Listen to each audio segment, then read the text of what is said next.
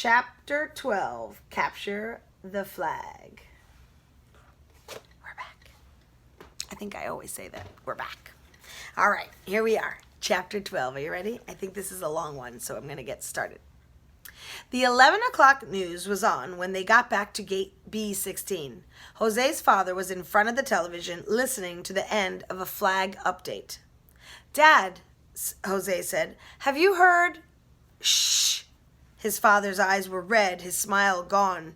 "And finally," the news announcer continued, "there's still no sign of Vincent Cosin, leader of the infamous art theft gang known as the Serpentine Princes.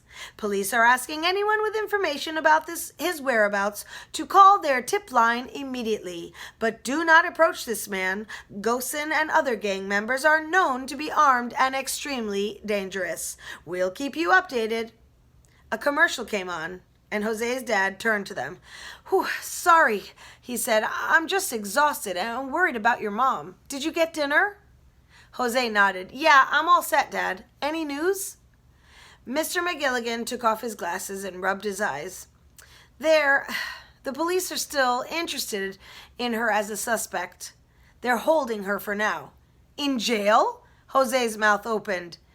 "At the police station. They say she's the last person who had access to the flag.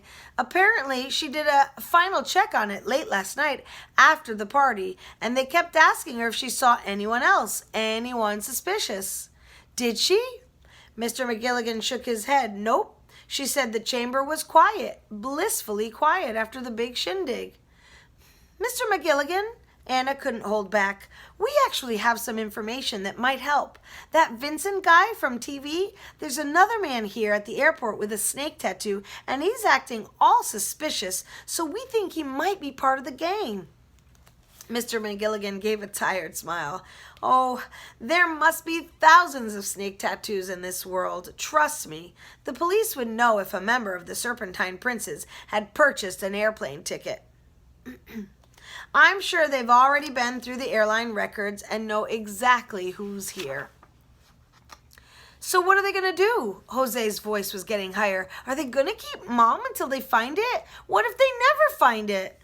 "They're going to find it. Can we at least call her cell phone and say goodnight?" Jose swiped at a tear rolling down his cheek. Anna looked away. "Sure," Jose's father said, and he dialed. But then there was only quiet.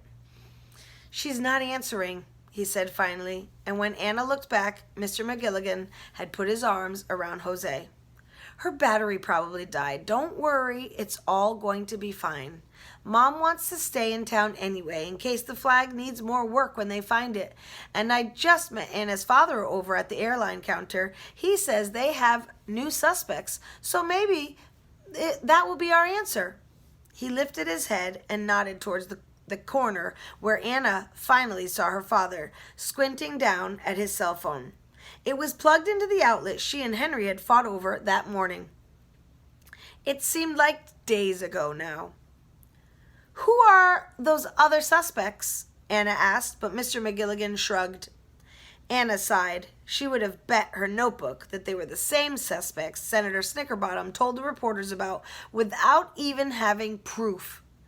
She needed to share what she'd learned about Snake Arm. "I'm going to go talk to my dad," Anna said. "Dad," she tapped the shoulder of his suit, "I need to talk to you. I just got back from—" "1 minute." He held up the hand that wasn't holding his phone and paused.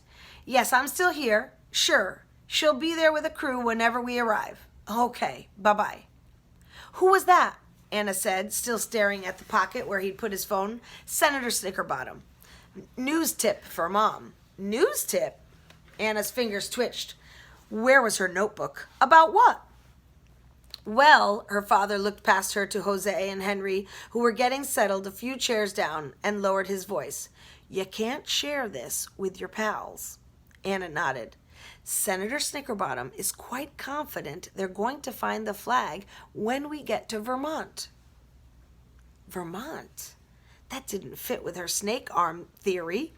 They think the flag's in Vermont? "Well, it's not there now. It's here." "Then why don't we find it here?" If you've ever seen an airport baggage area, you'd understand. Anna's father held his arms out wide. They believe the flag has been checked as baggage, but they're not entirely sure about the packaging. And with all the luggage piled up, it would be like looking for a needle in a haystack. They're going to wait to inspect all the baggage after it's unloaded in Vermont instead.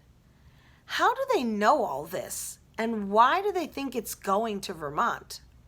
That's the destination of the primary suspects.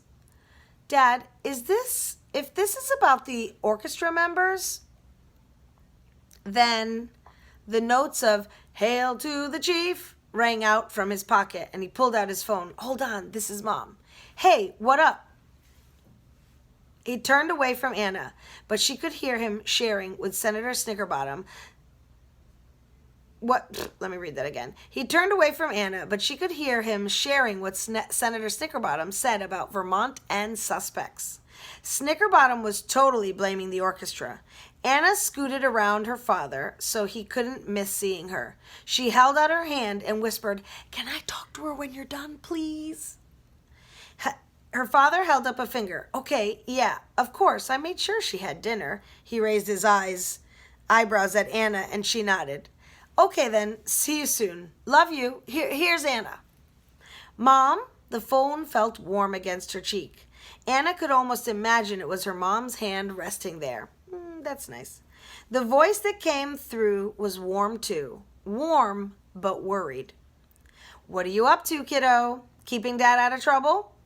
"Yeah, and guess what? We've been investigating the flag theft because who's we?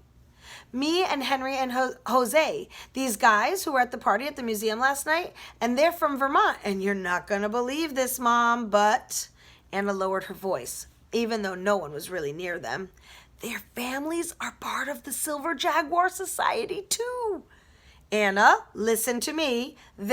Don't worry, we're just checking things out, but we already know that Senator Snickerbottom's wrong about the suspect thing. He thinks it's the orchestra, but we think there's somebody here from the Serpentine Princes. So, what?" Anna almost dropped the phone. Her mother's sharp voice was so sharp. They're at the airport?" "Yeah," she said, but her mother's fearful tone of voice made her pause. "Anna," her mother said, "you have no idea how much danger you may be in if this is true. I want you..."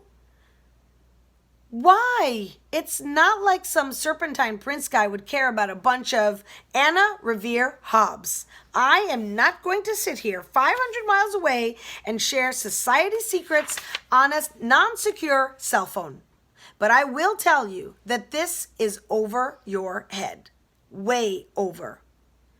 "Oh, Mom, we're not doing anything dumb. Just investigating a little. We're practically Silver Jaguar Society members. I mean, I know we're not old enough, but there aren't any grown-up members here. So I figured..." "Stop. First of all, yes, there are." "There are?" Anna felt her heart jump. "Who are they? Mom, we totally need to talk to them. And secondly," her mother continued, as if she hadn't even spoken, "you are not practically members, you are children." "But, Mom..." "And when you hang up this phone, you are to sit down at the gate and... Where's Dad?" Anna looked around. He had gone down the hall to talk with some guy in a suit. "He's right here." "Then you are to sit down next to him and write in your journal or read a magazine and stay out of this flag business. If the Serpentine Princes really are..." "Wait, why do you think they're at the airport?" "We saw this guy who has a tattoo like Vincent Gosen's. You know who that is, right?" "How do you know Vince?" "I don't know him. Anna's head was so full of questions, she felt it might explode. Why did her mother sound so scared? And Vince? Her mom was on a first-name basis with this... Anna heard her mother let out a shaky breath. "Anna, there is something you need to know about Vincent Gosen. But first, how do you know about him at all?" "I don't know him, Mom. He's been on the news is all. How do you know him?" A gust of wind whipped the snow outside into a whirlwind. At the same time, static crackled over the phone. "Mom, Mom, did you lose her? Anna's dad was back, but her mom was gone from the line. We can call her later on, he said. I need to check my email now. He took the phone, plopped down in a seat, and started poking at it with the same energy Henry used to press his Game Prism buttons. He'd be on that thing all night. Anna could already tell.